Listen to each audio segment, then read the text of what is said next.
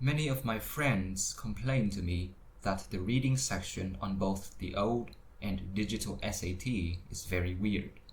They are all accomplished students with good English scores, some even participating in national and international competitions.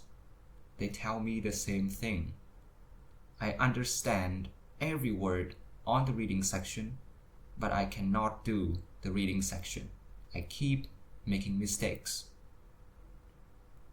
Maybe you, my viewer who is watching, have the same complaints about this reading section. Whenever someone asks, I always tell them a quote.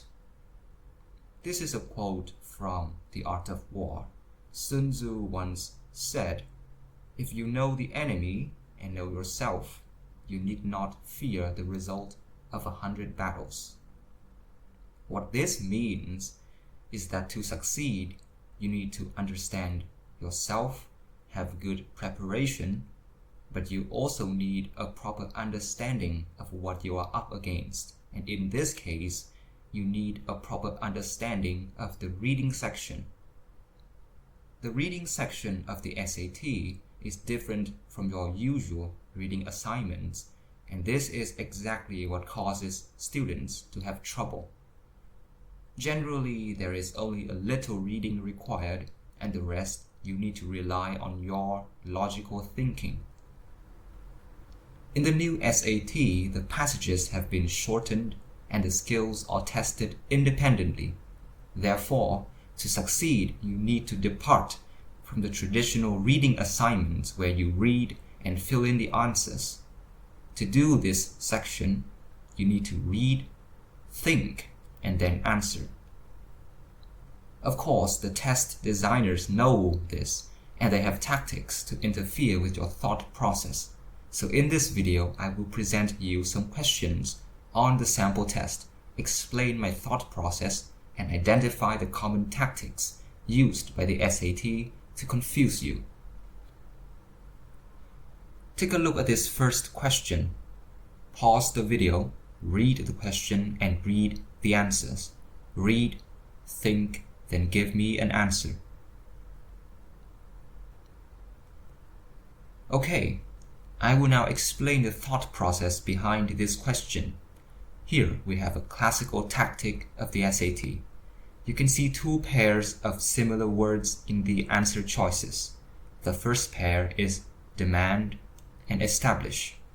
The second pair is speculate and doubt. Whenever you have these kind of choices, it is best to eliminate the wrong choices first. So let us do that. As you read and think, can you identify the keywords in this question? That's right. The first key is doesn't have a definite idea. The person in question does not have a good idea about the issue, so therefore she cannot be demanding or establishing anything. The second key is her interest in future research missions. This key tells us that the speaker likes the idea, so therefore she should not be doubting it. And so the correct answer is speculate. The key to this question is that you have to think logically and not just blindly read the question, fill in the answers, and then you're done. No, that's not how it is done. You read a little bit, see what the keywords are, think, then you choose the correct answer. That is the key to not making mistakes. So, take a look at this second question. This one is similar to the previous question because in the answers we have two pairs of similar words. Apply the same method. Read, think, and answer. Alright, the correct answer is pretty apparent here.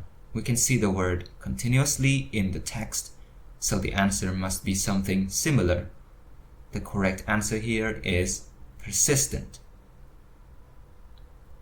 Here is a different question type. I call this the main idea question. To answer this question, you have to read carefully, really carefully, then think, then answer. The common tactic to trick you on these questions is giving answer choices that are in the passage, but the choice is barely mentioned or misleading. Pause the video, take your time, and give me an answer. Now, let us discuss the answers. I believe for many of you this question is quite easy because the correct answer is the first answer choice, but I will explain why the others are wrong. The second answer choice mentions digital scanners, but they are barely mentioned in the passage. The third answer choice is the same. The final answer is the most egregious because nowhere in the passage is any kind of popularity of any method mentioned. So therefore, the reCAPTCHA first answer is correct because it is the central concept of the passage, and everything else is just a tool used to explain this reCAPTCHA concept. The question is not hard, but if you follow the traditional way some students do these passages, like scanning the text, then searching for answers with the matching keywords in the answer choices, then I guarantee you will have a really bad time on the SAT. So it is best to think differently. Now, for this final question I have prepared, I think that most students have encountered this once in their academic life. The keyword here is quite simple. The author is writing to readers who have not fully understood themselves. What do you think the correct answer is? The correct answer is the most straightforward one. The answer clearly says you have not known what you are. And that means it is the correct answer because the writer is addressing readers who haven't understood themselves. They are synonyms. But I believe many students would choose the second answer, would choose B. The line of reasoning for them is probably something like this. You can see that the author mentions rivers and meadows in the answer choice, and he also says that the rivers and meadows are big. They are interminable, endless. Something big and endless would hold a lot of mysteries, and this is probably a metaphor for someone not understanding themselves. Well, this line of reasoning is maybe it could be correct, but the most logical choice is A because the keyword is in the answer.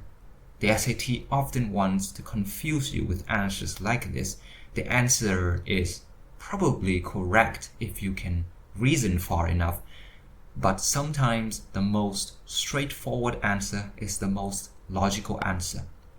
Many students have this idea that longer, harder, more complex answers are more correct than simple ones, but most of the time simplicity is the best. Thank you for watching. I hope this short video helped you, and make sure to subscribe and follow me for more videos on the SAT. Thank you.